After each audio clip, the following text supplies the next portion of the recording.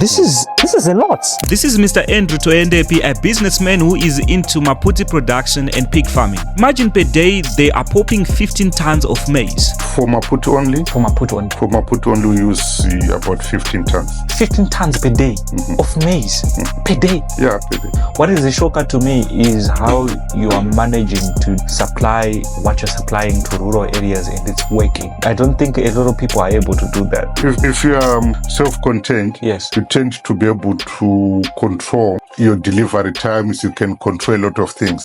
If you are hiring a truck, someone would say, I had a breakdown, I had this, you get all sorts of stories. You want to be in control of everything. In control of everything. They have over 1,000 pigs and they have been doing pigs for less than 3 years. Today we learned the art of business from Mr. Andrew. Believe it or not, diaspora is investing back home in Africa. As a content creator, I've done my research on diasporans and I discovered a lot of diaspora investing and preparing for retirement. The best part is that they are investing in different things, most of them applying the blue ocean strategy. In Africa, the problem we have is if someone starts a certain business and it's going well for them, everyone will start doing the same thing. And then we know what happens to the market after that. The reason why a lot of businesses fail in Africa is lack of proper research and basing everything on opinions of people who barely know anything about business. So you guys are doing Maputi. How's the business of Maputi? No, it's okay. We can't complain. It could be better. Oh, Maputi, it's a volume business. Oh. It's a volume business. You need to do the volumes. I think on average, yeah, we do 7.5 tons per shift, which gives us probably around 10,000 bales per shift. So we are talking of 20,000 per day. 20,000 pack of Maputi per day. Yeah, we do 24-hour operation here. So if you are producing 20,000 Maputi per day, packs of Maputi, do you run out of market? For the Maputi? Yeah. No. Our market is it's out there in the rural places. Oh, in the rural places? We go all over, so our market is reasonable. We're actually struggling to meet the demand at the moment. You're struggling to meet the demand of Maputi? Yeah. And yet you're producing 20,000 packs per day? Yeah, but we go countrywide, we go Blawayo, we go everywhere. Where did you get the idea of doing Maputi? The reason why I'm saying that, a lot of people when they're looking at rural areas, they don't see a market there. I think it was evolving. It just evolved from. Yeah. We just don't make Maputi. We make all sorts of things here. We make porridge. We make maheu. We make snacks. Maputi is cheaper, so you want to make them more cheaper than this. We want to make them cheaper. Yeah. Yeah. By use of technology, automate everything. At the end of the day, it's lucrative. It's okay. I would say it's okay. It's okay. Doing business in Zimbabwe, how is it? Oh, it has got its own challenges. I think it's, especially what we are doing, it's unique. You are not only doing Maputi, you are also into farming. You are also doing pig farming here. I want to understand how you guys started. You're telling me that you've been doing pig farming for less than 3 years now. Not 3 years. Remember, I said 2 years. We are approaching 2 years for Maputi. Yes. So our pigs, we started in April. April Rapere. We had a field full of waste there. From Maputi? From Maputi. Yes. We had a lot of waste, the unpopped maize, and wanted to use it, either sell it or use it somehow. So I want to understand, you're feeding your pigs Maputi? Yeah, our Maputi waste here. How is it going? It's all right. We experimented. We started with the 4. We started with 4 pigs that we experimented with from April, May, June, July. Yes. Yeah. So we experimented with those 4 and it was working. They were quite good, healthy, everything. Amazing. So you have taken the whole production to another level. How many pigs do you have now? I think live pigs we just have over 1,200. And you're feeding them Maputi. Yeah. Talking about cutting costs, that's amazing, eh? Maybe after 3 months or so, we are just going to put a solar plant here. That's why we have cleared all this. Oh, so you're putting solar here? We are putting a 300 kVA solar plant here so that we don't have to rely on generators. It's too expensive. 300 kV? Yeah. So all production. So this goes all the way down there? Yeah. over 1,000 pigs, and what they are feeding the pigs is what is being considered as waste on the other side of the production of Maputi. And that waste, they take that waste and they bring it here, feeding over 1,000 pigs. So are you facing any water challenges? No, our bowl is all right here. Oh, okay. Yeah, we use bowl water, so we're okay. So let's talk about your market. Like, are you facing any challenges with the market? I wouldn't say we have got a challenge with the market, yeah, but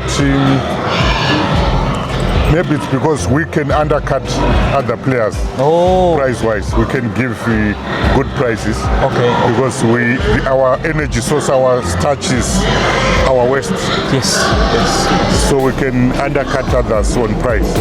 Which is good, eh? Yeah, but the only thing is we only want to sell bulk. We don't want to be selling Individually, yeah. Individual pokers. Yeah. Or you want to sell in bulk? Yeah, I want to sell in bulk. We don't sell one half or 10 kgs here and 10 kgs there. So that's when I would probably come in as an individual. Let's say I'm buying from you or we are doing any type of business with you, I can sell individual. Yeah, you can come and say, give me 10 pokers. Yes. We'll give you 10 pokers. We've got blast freezers. We'll keep it for you there. You come and take.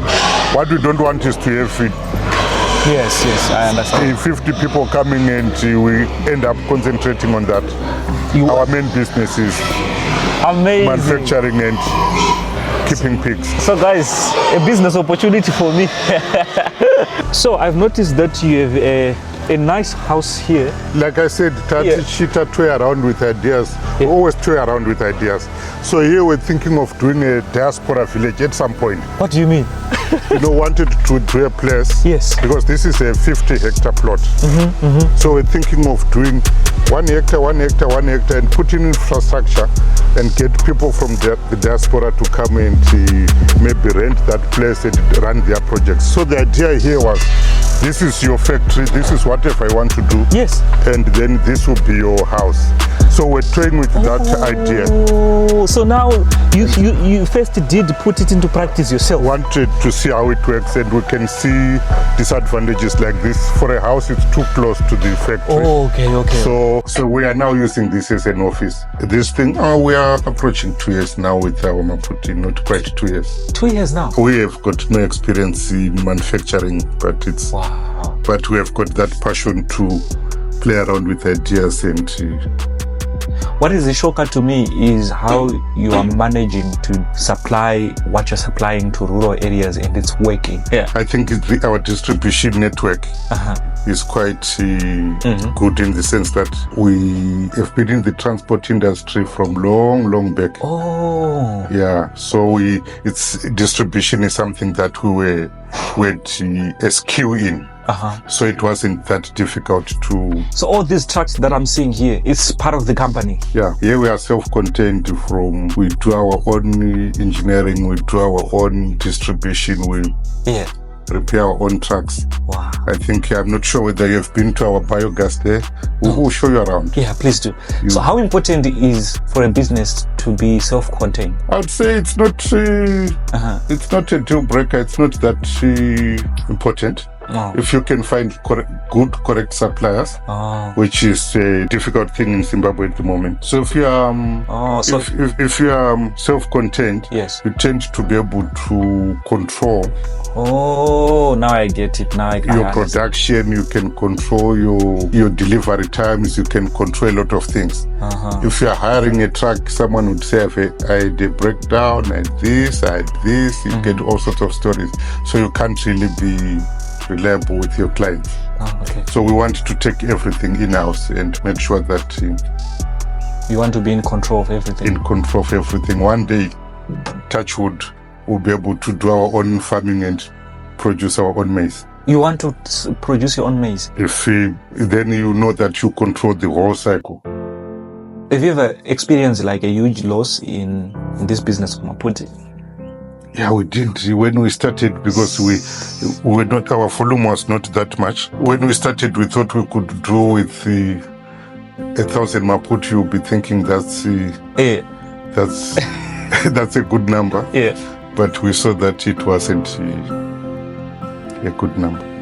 So you had to increase the numbers. We had to increase the numbers to make sure that So what we about break even. the challenges that you are facing so far in the business of Lucrative? Oh, CSI has been the biggest challenge that we. Okay. CSI has been our biggest challenge. Right now we just switched over to CSI, but mostly it's generator here. Generator. Yeah, which is very, very expensive. Honestly, for me, when you were explaining some things to me in terms of business, I liked your approach where you say you take things step by step. For example, you were talking about extending your shed. In the first place, others would say, let's build a huge shed. But you took it step by step. We don't want unnecessary pressure. And there is no point in putting a multi-million-dollar factory. Yeah. Then you find out that maybe your ideas are not quite. Exactly. We make our money not from the factory, but from what we produce. Amazing, yeah. So want to produce. Try the idea. If it's working, yes, it will fund the expansion. Yes. If it's not working, then you can exit because you have not used that much money. If you have used thousands and thousands of dollars, you would have an emotional attachment and you think, yes, how can I afford to lose what I've already put in? But if you have just put in the bare minimum, and you see the idea works, yes, that's the way we do our things. If the idea works, then we can then expand it. So you said you started small, it started as an experiment. Would you encourage anyone to start with big volumes? I'm not a proper pig farmer. I don't think I'm quite qualified to answer that. I'm not quite a pig farmer because you see ours, it's a unique model. I'm not sure how it will work out if someone is going to be buying. Yes. How you'll be buying the food and the feed and how you'll be running it. It's very rare to meet someone like you who have little knowledge about pig farming and yet they're doing it like big like this. Other people say, you have to be invested, you have to invest in knowledge and that kind of stuff. Yeah. The way you are doing it, others would say it's a risk, but you're doing it. How are you managing? It's like any business, it's a risk, isn't it? You know business. So we look for people who know what they're doing. One thing that I'm understanding now is that there's a difference between farming and business. In your case, you know how to do business. You might not specifically know any type of farming, but you know, like, if I play my cards very well, things will go well. That's the skill that I have. Yeah. Someone else would have the skill to know farming. To know farming. So it's different skill sets. But to sell the product, they might struggle. Again, someone might know how to sell the product. Like you said, you can sell the product. Yes. So you could maybe do it better than us. So if it's the first time watching our videos, please make sure to subscribe, make sure to comment. And if you want pork, just make sure to contact me. I'm your plug. If you want meat, if you want pork, I'm your guy. Like, how many times are you in Zimbabwe? Quite a few. I do come quite a lot. As all our people, me, my wife, we probably in a month, 10 days of one of us is here 10 days.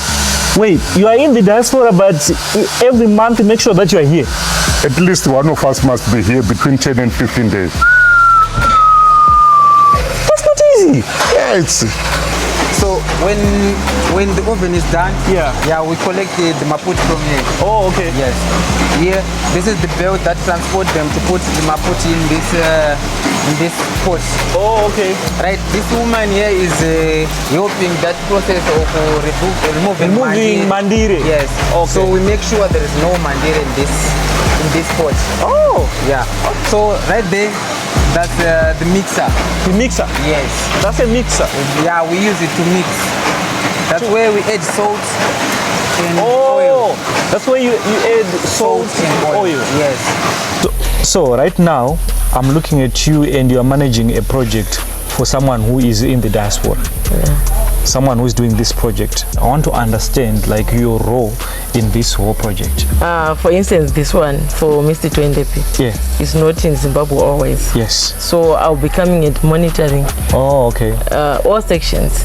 Especially when we started the project, he would send me to go and assess the pigs. Oh. If I identify someone who is selling the pigs. In the first place, you are the one who actually goes out there and look for proper pigs. Yes, proper breeding pigs. Oh. Yes. Also, sometimes you can get it wrong and get a pig that is wrong for your project. Yes, you can get a pig that cannot grow. And you put a lot of money, a lot of... And it's not growing. It's not growing. So let's say I'm in the diaspora. Are you able to offer such services to anyone? Yes, I can. I am able. So what are the challenges that comes with pig farming? The most challenge is feed. Feed? Yeah, if a farmer is not prepared, he can be stuck because of feed. Oh. And maybe if we have untrained personnel, okay. the stock people. Yes.